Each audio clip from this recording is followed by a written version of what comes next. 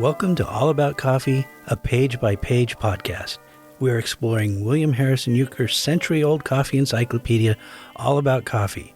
One page, one paragraph, one sentence, one rabbit hole at a time, whatever it takes to work our way through over 800 pages of what was arguably the most important coffee book of the 20th century. I'm your host, Chief Annotationist, Director of Digressions, and Vice President of Asides, Mike Ferguson. Welcome to a never-ending journey through every single page, you've been warned, of W.H. Ueker's All About Coffee.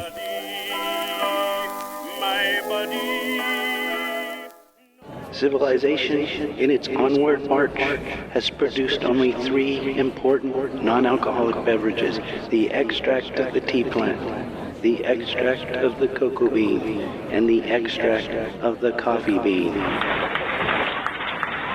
That was the first sentence in the foreword to All About Coffee, the subject of this episode, episode 3 of All About Coffee, a page-by-page podcast. And for the first time, to my mind, that we catch sight of Mr. Ueker's personality and position in the coffee industry as advocate, educator, spokesperson, and public relations flack. Whereas the preface was more or less just the facts: I wrote a book, this is how I did it, this is who helped me. In the foreword, we not only get Mr. Ueker's full-throated voice and his style on display, but the very first word signals the scope of the work. Civilization. This is the first word of what I would actually consider the book.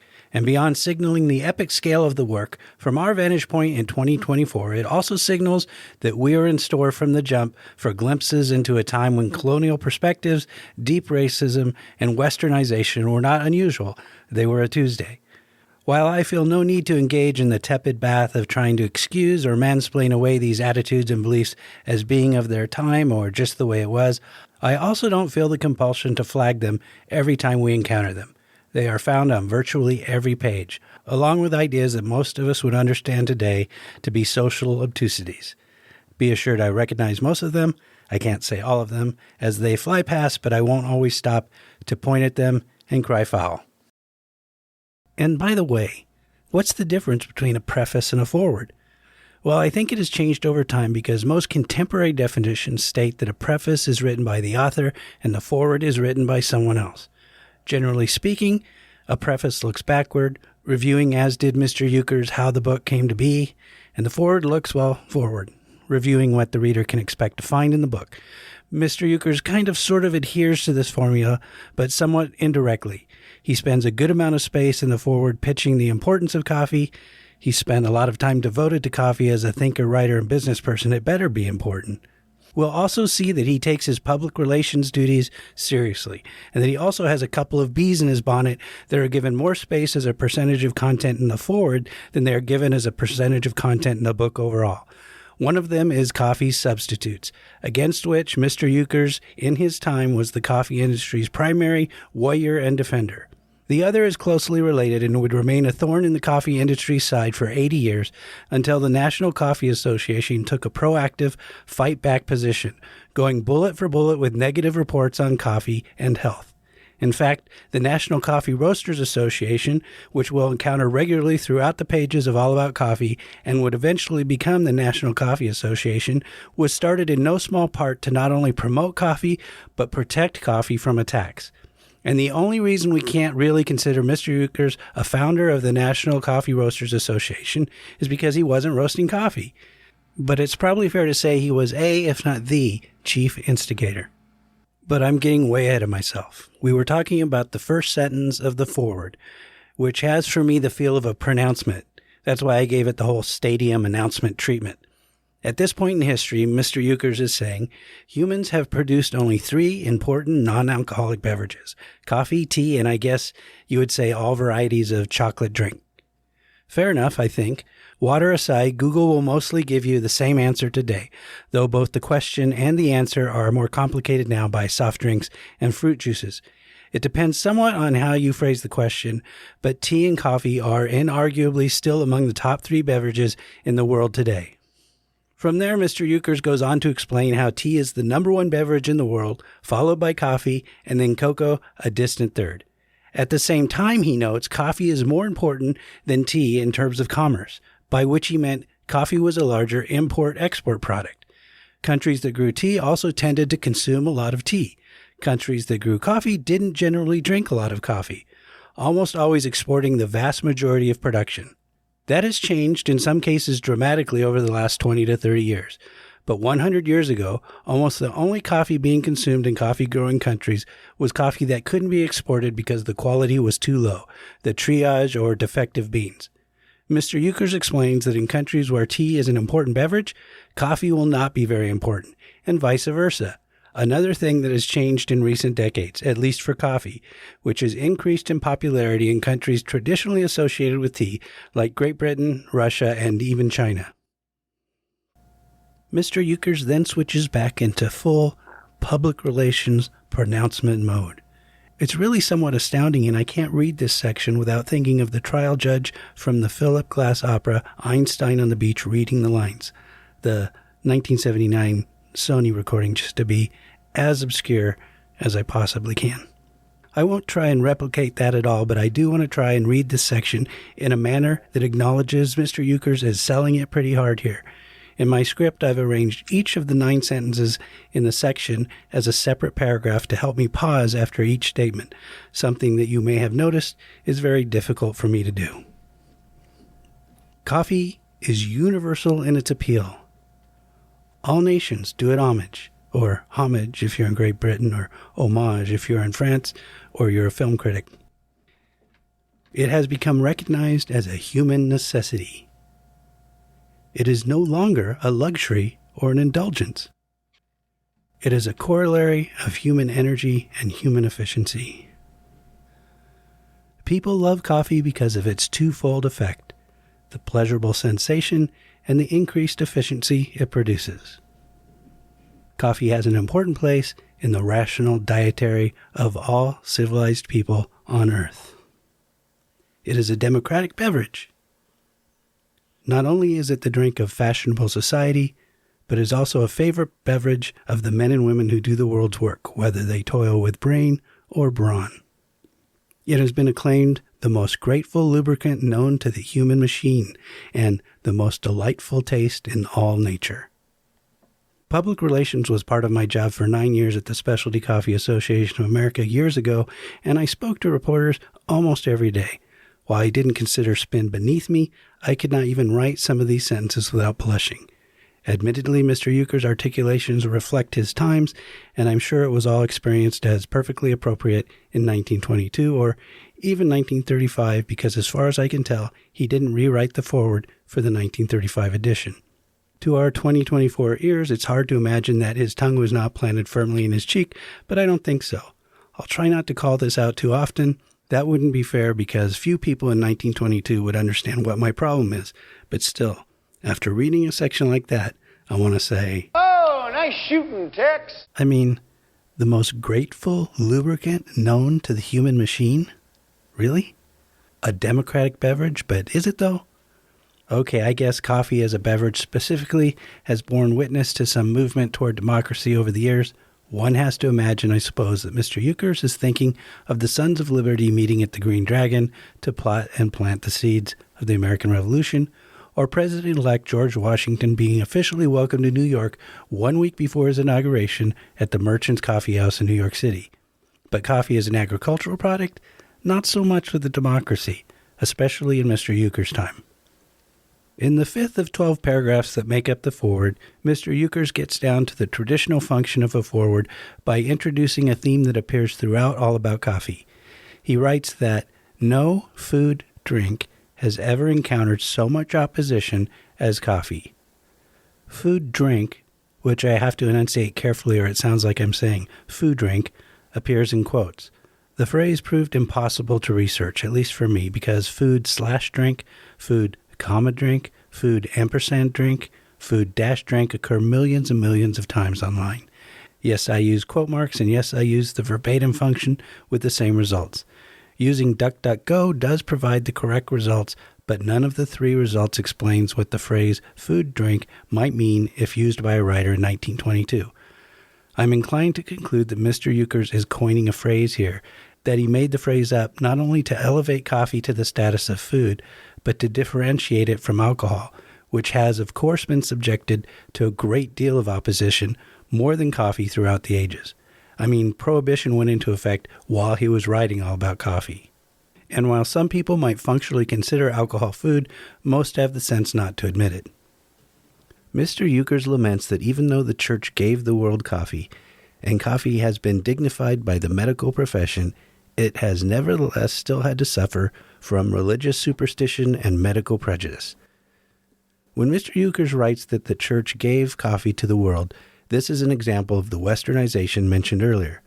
In Chapter 4, we'll learn that Pope Clement VIII, Pope during the time of Shakespeare, was encouraged by some to denounce coffee as the devil's drink because it was favored by Muslims.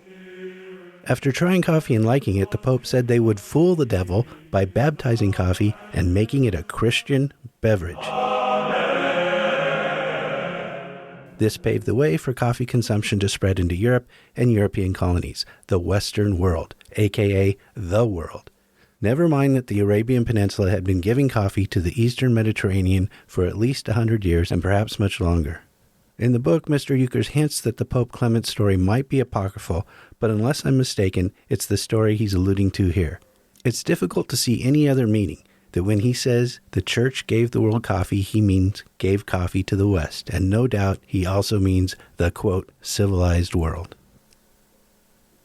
He writes that during 1,000 years of development, coffee has experienced fierce political opposition, stupid physical restrictions, unjust taxes, and irksome duties.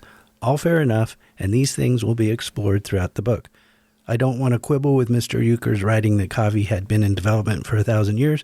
We'll let him make his case in the book. I just think we want to keep in mind what we mean when we say coffee. Do we mean the plant and cherry?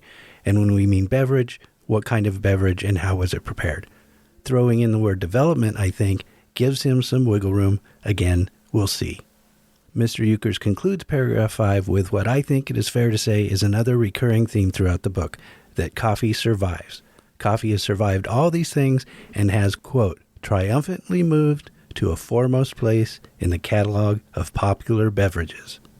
That sentence telegraphs that he's about to launch back into public relations mode. It also gives us our first good band name moment. But we're not looking for a band name, we're looking for coffee company names. How about Triumphant Coffee?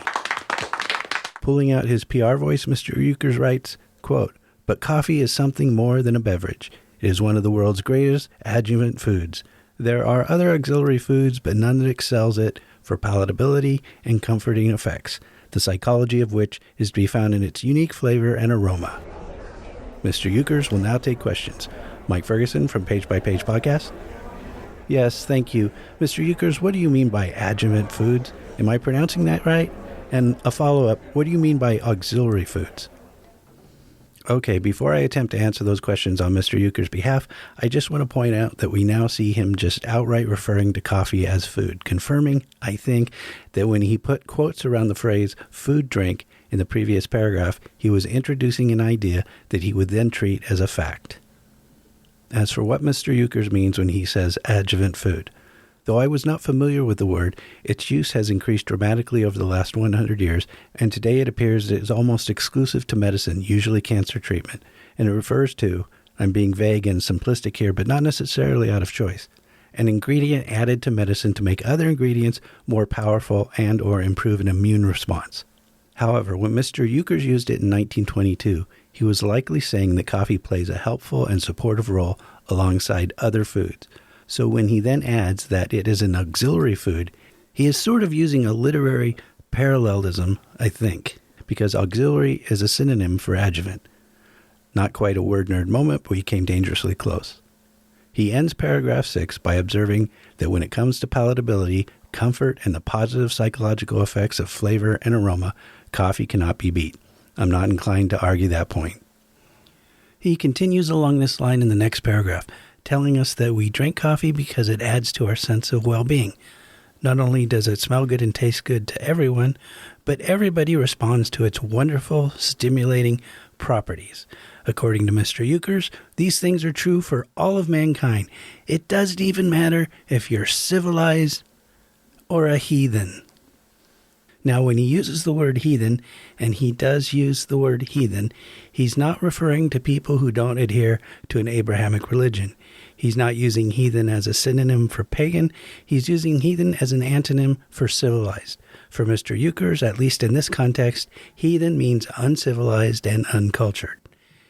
It's hard to say what his criteria were for being considered civilized, but remember, Mr. Euchers traveled around the world in 1906, and he traveled to England and France in 1905, and I'm willing to bet he didn't meet anyone he considered a heathen in England or France.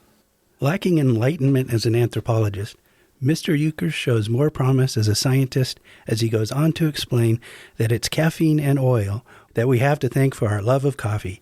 Caffeine for the stimulating effects and oils for the flavor and aroma. He declares that caffeine increases the capacity for muscular and mental work without harmful reaction. Writing about coffee's aroma, he notes it's the oils that give us that indescribable oriental fragrance that woos us through the nostrils, forming one of the principal elements that make up the lure of coffee. I don't know if that sentence qualifies as purple prose or not. I suppose purple prose is in the ear of the listener. In any case, being wooed through the nostrils is a pretty serious claim. I'm not saying it's wrong. I'm just saying I don't think the idea of wooing and nostrils belong in the same sentence. As for oriental fragrance, I think in the same way that mentioning caffeine hints at the science to come inside the book, 4 chapters and nearly 60 pages, oriental fragrance hints at the history to come inside the book. 14 chapters, over 150 pages if we count incidental history presented throughout the book.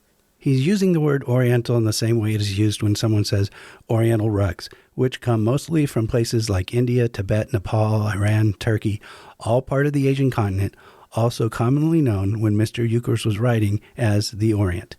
The Arabian Peninsula, everything between the Red Sea and the Persian Gulf, which dominated the very early history of commercial coffee, would have also been considered part of the Orient. For almost 2,000 years, our concept of what constitutes the Orient kept shifting eastward, but even as recently as when Mr. Euchers was writing, the Orient would have included, in his mind, the Eastern Mediterranean, and then south along the Red Sea to include the port of Mocha, which in Mr. Euchers' early coffee career would have still been virtually synonymous with the word coffee and had been for hundreds of years. Remember, the Orient Express didn't go from Paris to China, like I assumed when I was young and working my way through Agatha Christie's books. The Orient Express went from Paris to Istanbul. And in Chapter 3 of All About Coffee, he writes, "The Oriental Coffee House reached its supreme development in Constantinople." With some exceptions like Oriental Rug, which will likely survive the way ruins survive, the Orient and Oriental are falling out of usage, at least in the U.S., because in part they reflect dismissive colonial homogenization of the other.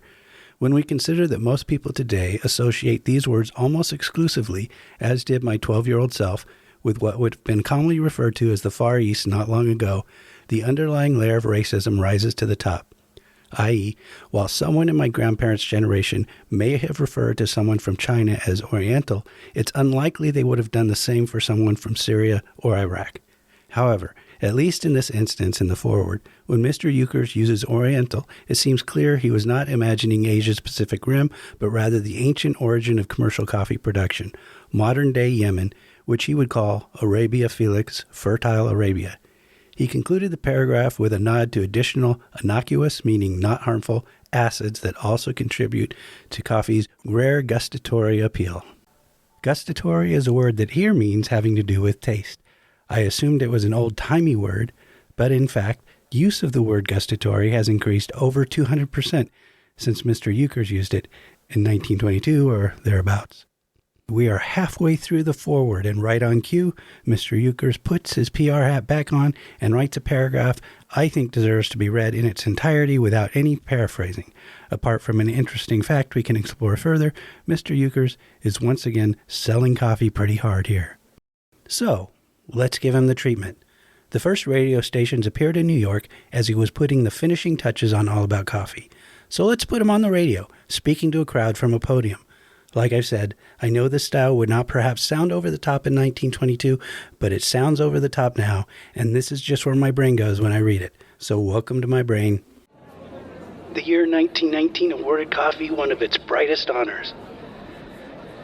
An American general said that coffee shared with bread and bacon the distinction of being one of the 3 nutritive essentials that helped win the World War for the Allies. So this symbol of human brotherhood has played a not inconspicuous part in making the world safe for democracy. The New Age, ushered in by the Peace of Versailles and the Washington Conference, has for its handmaidens temperance and self-control. It is to be a world democracy of right living and clear thinking, and among its most precious adjuncts are coffee, tea, and cocoa. Because these beverages must always be associated with rational living, with greater comfort, and with better cheer. Okay, sorry. That's the last one, I promise. Anyway, the American general who said coffee, bread, and bacon helped win the war was General Harbord, and I'm not sure why he goes unnamed by Mr. Euchers. Harbord arrived in Europe as chief of staff for General Pershing. He had a brief battle command, but because he was so skilled at organization, he was asked by Pershing to take over the SOS, Service of Supply, which was in disarray. Overseeing military supplies is not the most glamorous job, but it is among the most essential, and Harbord was good at it, introducing many long-lasting organizational reforms. General Pershing's biographer wrote that if a problem were outside Harbord's ability to serve, it was not solvable by mortal man. So when General Harbord said that coffee, bread, and bacon won the war, he was speaking as much from first-hand observations as he may have been engaging in some hyperbole.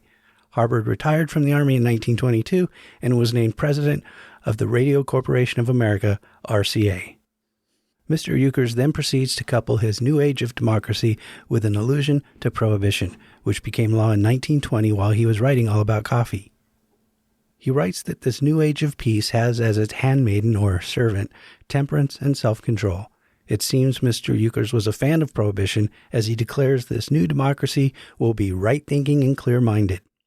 Interestingly, and perhaps ironically, in the context of Mr. Euchers' worldview at that moment, prohibition would come to an end in 1933, the same year Hitler was appointed Chancellor of Germany and began the process of consolidating power.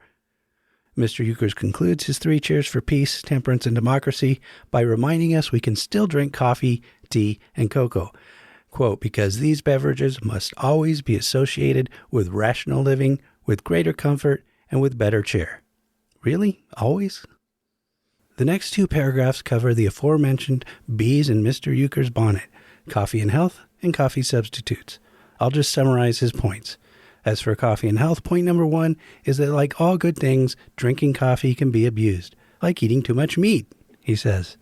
Point number 2 is that some people he refers to as abnormal, simply cannot tolerate coffee for some reason. But he notes, some people cannot eat strawberries, but that would not be a valid reason for a general condemnation of strawberries. As for coffee substitutes, Mr. Euchers claims that they are, quote, trading upon the credulity of the hypochondriac and the caffeine sensitive. But government analysis has shown them to be sadly deficient in food value. They are only alleged virtue.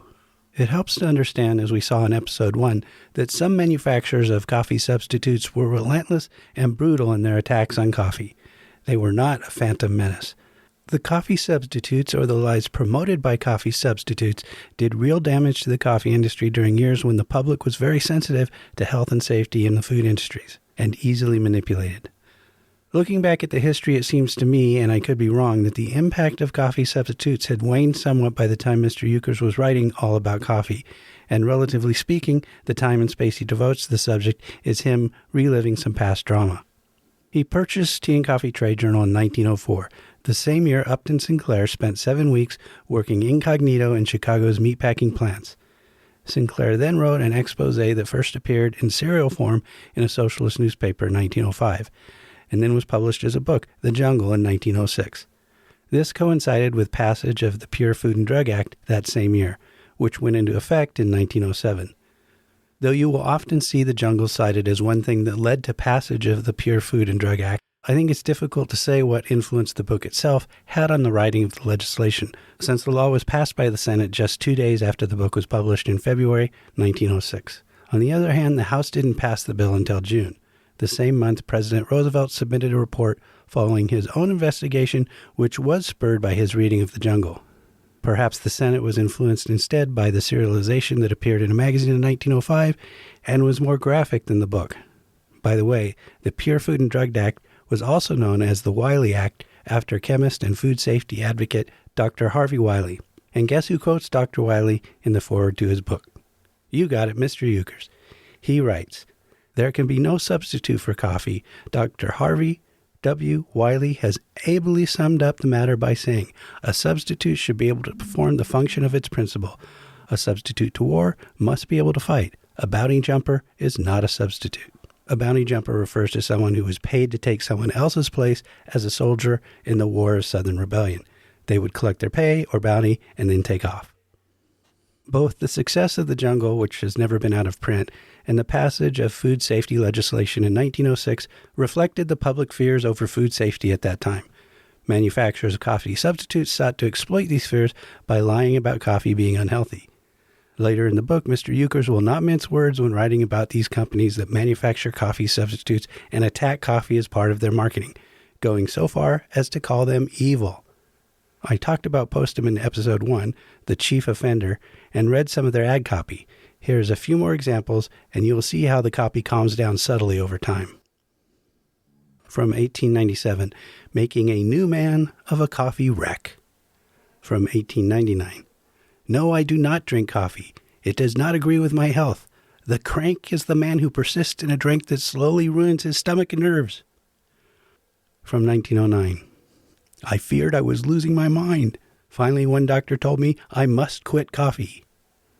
From 1910, Postum contains no coffee or other harmful substances. Coffee ails disappear when Postum is the daily beverage.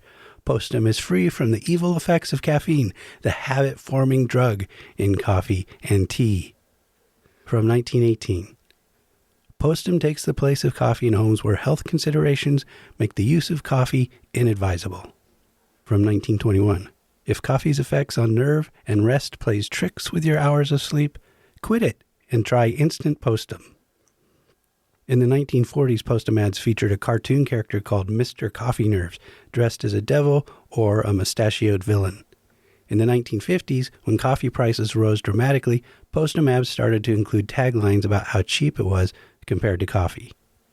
These somewhat relentless advertising campaigns echoed forward for decades and became cultural custom.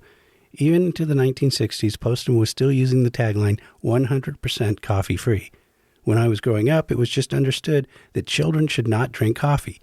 Parents who would allow their children to drink bottles and bottles of soda throughout the day would never dream of letting them drink coffee. And we are so close. Mr. Euchers uses the penultimate paragraph of the foreword to convey his intent to write a comprehensive book about every aspect of coffee that remains accessible to the general reader while containing enough technical detail to be of value to the trade.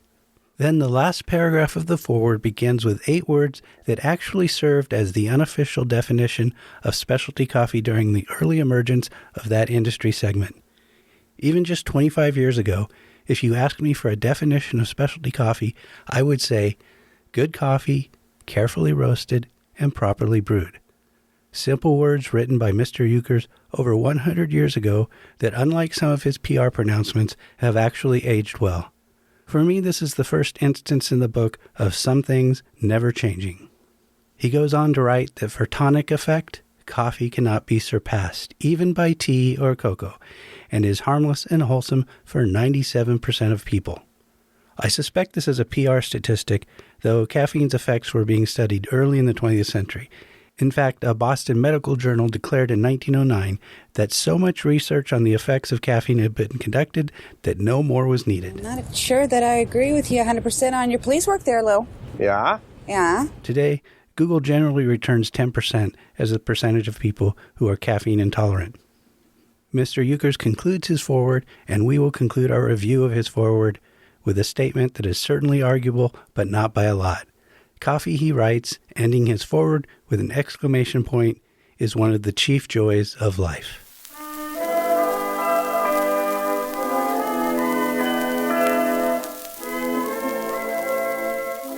You've been listening to All About Coffee, a page-by-page podcast written, read, and produced by me, Mike Ferguson, and it is one of the chief joys of my life. All About Coffee, a page-by-page podcast, is an independent podcast brought to you by Kavoya Specialty Coffee and presented by the Exchange Coffee Podcasting Network in beautiful downtown Providence, Rhode Island, atop the historic Tilden Thurber Building, home to the Exchange, Another Cup, Extra Shot, and Ristretto podcasts. Visit and explore at KavoyaCoffee.com, where coffee is always a collaborative voyage. Our music is My Buddy by Henry Burr, originally recorded in 1922. Get it? The same year Mr. Euchers published All About Coffee. My Buddy has been covered by dozens of well-known recording artists over the years, including but not limited to Gene Autry, Chet Baker, Count Basie, Bing Crosby, Stan Getz, Jackie Gleason, Dr. John, Al Jolson, Frank Sinatra, Nancy Sinatra, Lena Horne, Glenn Miller, The Mills Brothers, Anne Murray, Dinah Shore, Kate Smith, Barbara Streisand, Mel Torme, Barry White, and Glenn Fry. You can email me with questions, thoughts, ideas, and other people who have covered My Buddy at allaboutcoffee, page-by-page@gmail.com. Thanks for listening. Credulity. There can be no substitute for coffee. Dr.